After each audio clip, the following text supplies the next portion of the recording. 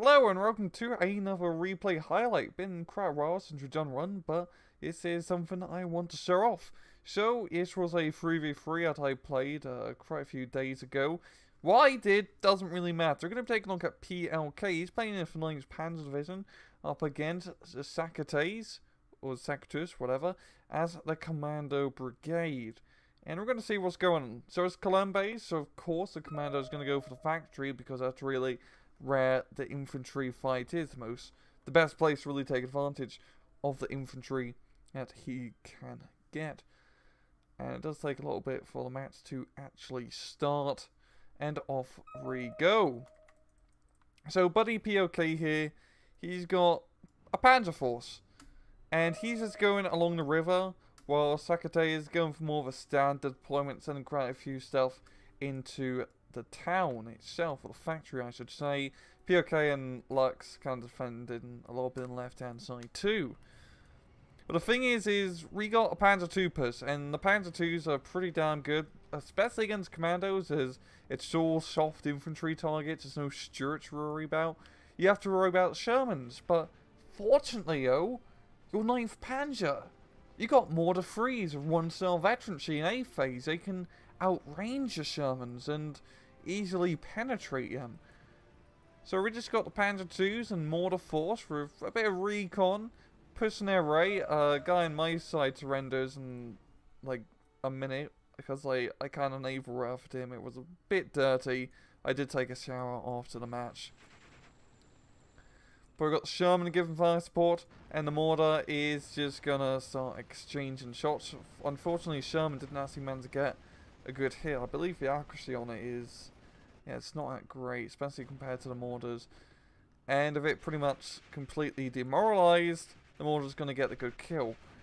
And you gotta realize, as the Commando Brigade, all you really have is Shermans to stop a tank push.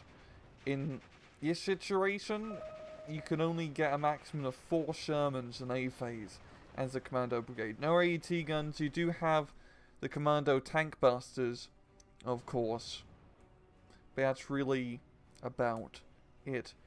So the mortar's just going to keep and force the Sherman to blow up, so not voluntarily.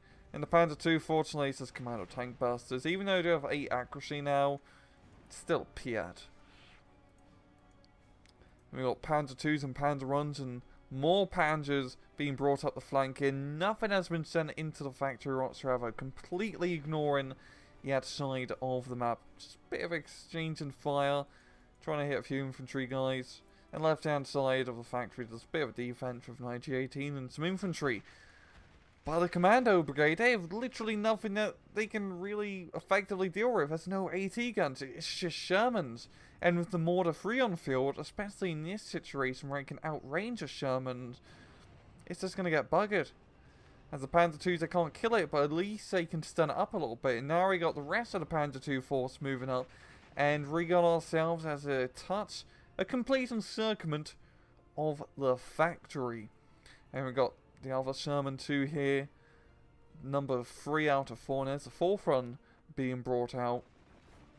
And the mortar freeze is going to set up in position once again, try to get a shot onto that Sherman. As the Panzer IIs, he's not even going to engage, he's just going to hide them behind the buildings, deny a proper firefight, which is exactly what you should do if your Panzers using more of an ambush vehicle. And you can kind of guess what happens. You completely encircle the town and win the match before B phase even hits. So at the same time, our opponents didn't do that well.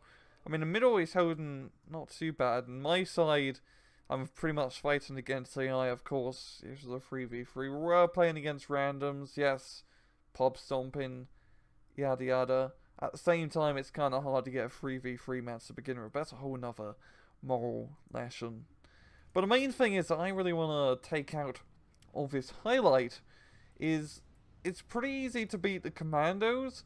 Well, on certain maps, of course. When you have a situation like this, where you're fighting against commandos and there's pretty much a town in the center, you know if you're going to send guys into that town, they're not going to have a good time. Especially as more of these Panzer-oriented decks, as you don't have, You know, you just can't deal with commando supports and assaults with your Panzer Grenadiers.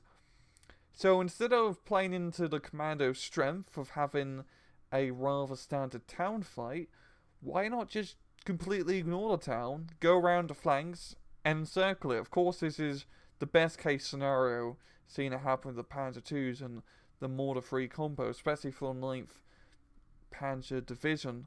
But it works on other maps too. St. Mary Glees, for you to go around the flanks and just completely ignore the town. Yeah, it works, and even other places. And that's really what I wanted to show off today. Is that's a rather easy way to beat the Commando Division. And it brings up a good question. Should they have anti-tank guns, or should they not? Should they keep it like that for flavor purposes? Because you saw, what happens when things go south. And once you lose all 4 of those Shermans, if you do get both cards in A phase, you're buggered, especially in that sort of situation. But just wanted to show off, and I'm going to leave it off at this has been another replay highlight. I hope you guys enjoyed the video, and as usual, please just take it easy.